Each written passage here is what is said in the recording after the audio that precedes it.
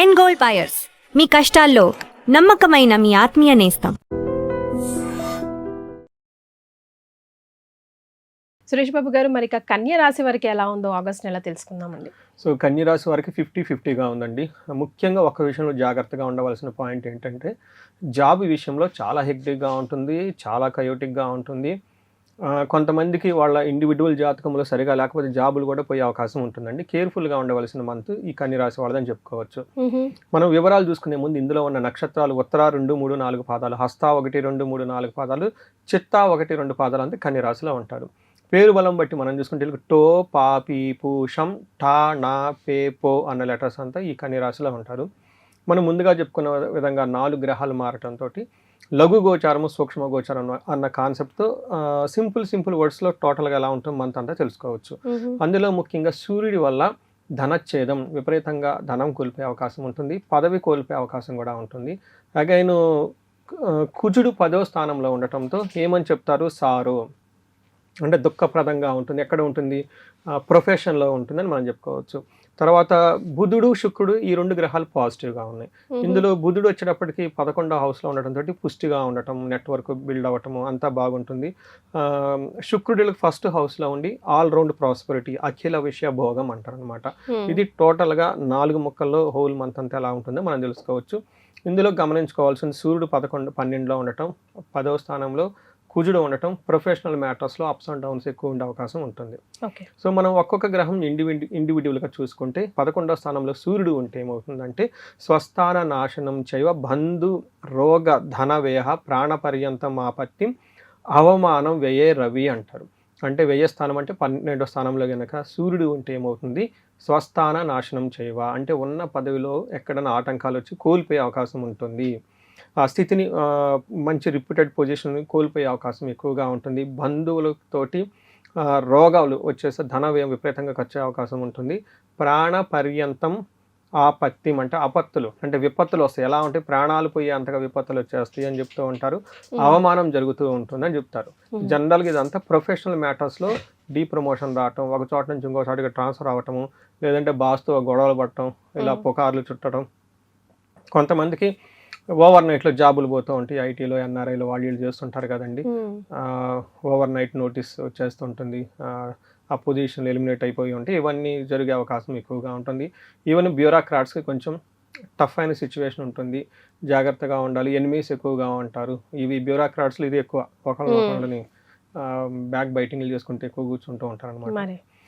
So ఇవంతా వాళ్ళకి ఎక్కువగా ఉండే అవకాశం ఎక్కువగా ఉంటుంది. అయితే ఫైనల్గా వీళ్ళకి శత్రువులు అనేవాళ్ళు ఉండరు. రోగాలు ఏదైనా ఉన్నా కానీ చక్కగా ఉంటుందని చెప్పుకోవచ్చు. అంటే హెల్త్ కాంప్లికేషన్స్ ఉంటే నయమవుతుంది. శత్రువులు ఉంటారు కానీ వీళ్ళది పై చేయి అవుతుందని గమనించుకోవాలి. ఇదంతా సూర్యుడి గురించి మనం చెప్పుకున్నాం. ఇప్పుడు కుజుడు కూడా మారటంతో కుజుడు ఏం చేస్తారంటే వీళ్ళకి అగైన్ 10th హౌస్లోని కుజుడు కూడా ఫోకస్ ఎక్కువగా ఉంటుంది. తద్వారా మనకి ఏం చెప్తారంటే సదా సంచార ఉద్యోగంలో అటు ఇటు ఉరుకులు పరుగులు పెడితే భోజనం తినకుండా ఏమంటారు స్థిమితంగా కూర్చోకుండా ఇబ్బంది పడే పరిస్థితి ఉంటుందని చెప్తారు.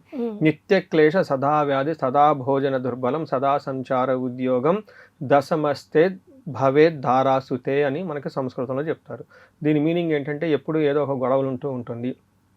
ముఖ్యంగా ప్రొఫెషనల్ మ్యాటర్లో సదా వ్యాధి, కొంచెం హెల్త్ కాంప్లికేషన్స్ ఉంటుంది. భోజన దుర్బలం, టయానికి భోజనం చేయరు, చాలా హెక్టిక్గా ఉంటుంది.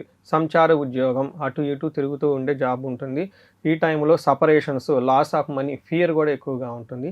ఇవన్నీ ఎక్కువగా ప్రొఫెషన్ రిలేటెడ్ మ్యాటర్స్. ఇప్పటివరకు సమరీ మనం చూసుకుంటే ప్రొఫెషనల్ మ్యాటర్స్లో చాలా కేర్ఫుల్గా ఉండాలి.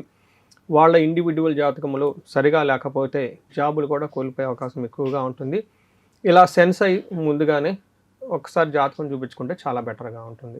తర్వాత శుక్రుడు వచ్చేటప్పుడు వీళ్ళకి 1st హౌస్లో ఉన్నారండి. శుక్రుడు 1st హౌస్లో ఉంటే వీళ్ళకి చాలా వరకు ప్రొటెక్షన్ చేస్తూ ఉంటుంది, కాపాడుతూ ఉంటుంది అని చెప్పుకోవచ్చు. శుక్రుడు 1st హౌస్లో అర్ధలాభాచ సౌఖ్యం పరస్త్రీ సంగమం తదా యత్న కార్య లాభాశాత్ జన్మకే భృగునందనే అని చెప్తారు సంస్కృతంలో. దాని మీనింగ్ ఏంటంటే శుక్రుడు ఉండటం వల్ల ధన ప్రవాహం ఉంటుంది, శరీరంగా సౌఖ్యంగా ఉంటారు. తర్వాత పరస్త్రీ సంగమం తదా అని చెప్పేసి జెంట్స్ అయితే లేడీస్తో, లేడీస్ అయితే జెంట్స్తో, వాళ్ళ ఫ్యామిలీ మెంబర్స్ కాకుండా వేరే వాళ్ళతో కలవటం, మాట్లాడటం, ఒక మంచి ప్రపోజల్స్ లాంటివన్నీ పెట్టుకునే అవకాశం చాలా ఎక్కువగా ఉంటుంది. పని ఎఫర్ట్ పెడితే దానికి రిజల్ట్ వచ్చే అవకాశం కూడా ఎక్కువగా ఉందని చెప్పుకోవచ్చు. ముఖ్యంగా ఇది లైసెన్ విత్ లేడీస్ అంటారు. అంటే వాళ్ళ పెద్ద పెద్ద ఇన్ఫ్లుయెన్షియల్ పీపుల్ ఎవరైనా ఉంటే, లేడీస్ అయితే జెంట్స్ అయితే లేడీస్ ద్వారా ఏమైనా దీర్ఘకాలికంగా ఉన్న సమస్యలు ఉంటే అవన్నీ మాట్లాడుకోవడానికి పెద్దవాళ్ళతో కలిసి ఏదైనా ఒక నిర్ణయాత్మకంగా ఒక ఆచరణాత్మకంగా యాక్షన్ ఓరియంటెడ్ ఏదైనా పనులు చేస్తూ ఉంటే చాలా బాగుంటుందని మనం చెప్పుకోవచ్చు. అండ్ మనం బుధుడు గురించి కూడా మనం మాట్లాడుకుంటే 11వ స్థానంలో ఉండటం వల్ల వీళ్ళ యొక్క కమ్యూనికేషన్ స్కిల్ ద్వారా నెట్వర్క్లు పెంచుతూ ఉంటారు. తర్వాత ఇన్ఫ్లుయెన్షియల్ పీపుల్ తోటి కనెక్షన్స్ అవుతూ ఉంటుంది. శారీరకంగా చాలా పుష్టిగా ఉంటారు. తర్వాత కమ్యూనికేషన్, ఆన్లైన్ ట్రాన్సాక్షన్స్, సాఫ్ట్వేర్ వాళ్ళు ఇలాంటి వాళ్ళు ఎవరైనా ఉంటే వాళ్ళకి చాలా యూస్ఫుల్గా ఉంటుందని మనం చెప్పుకోవచ్చు అండి. ఓకే, సో మాక్సిమం పర్వాలేదు అన్నట్టుగానే అనిపిస్తున్నాయి. మరి నక్షత్రాల ప్రకారం ఎలా ఉన్నాయో తెలుసుకుందాం.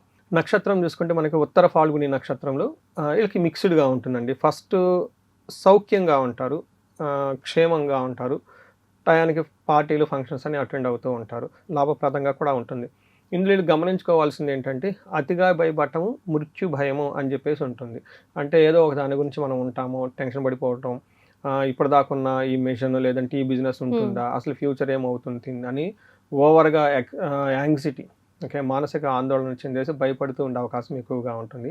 అలానే హస్త నక్షత్రం వాళ్ళకి వీళ్ళకి ఇందాక చెప్పిన విధంగా కొంచెం వీళ్ళకి ఉత్తర ఫాల్గునితో పోలిస్తే కొంచెం తక్కువగా బాగుంటుంది అని చెప్పుకోవచ్చు. ఇందులో వీళ్ళకి లాభప్రదంగా ఉంటుంది, సౌఖ్యంగా ఉంటారు, పార్టీస్కి ఫంక్షన్స్కి చక్కగా అటెండ్ అవుతూ ఉంటారు. వీళ్ళు అతి భయము, కొంచెం భయం పడుతూ ఉండే అవకాశం ఎక్కువగా ఉంటుంది. ఇది కూడా కుజుని వల్ల ప్రొఫెషనల్ మ్యాటర్స్లో అని మనం చెప్పుకోవచ్చు. తర్వాత చిత్తా నక్షత్రం వాళ్ళకి వీళ్ళు కొంచెం జాగ్రత్తగా ఉండాలి. ఈ నక్షత్రం వాళ్ళు ఇందులో ముఖ్యంగా వీళ్ళకి పరవాసము, ఫారిన్ వెళ్ళటం, లేదంటే అవుట్ స్టేషన్లో ఉండటం, దూర ప్రయాణాలు చేసే అవకాశం ఎక్కువగా ఉంటుంది. అతిగా భయపడే అవకాశం ఎక్కువగా ఉంటుంది.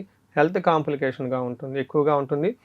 ఏదైనా పని చేస్తే లగ్జరీగా కంఫర్టబుల్గా ఉండే విషయాలలో అంత కంఫర్టబుల్గా ఉండకుండా వాళ్ళ ఎక్స్పెక్టేషన్స్కి తగన విధంగా ఉండేసి ఇబ్బంది పడే అవకాశం ఎక్కువగా ఉంటుంది.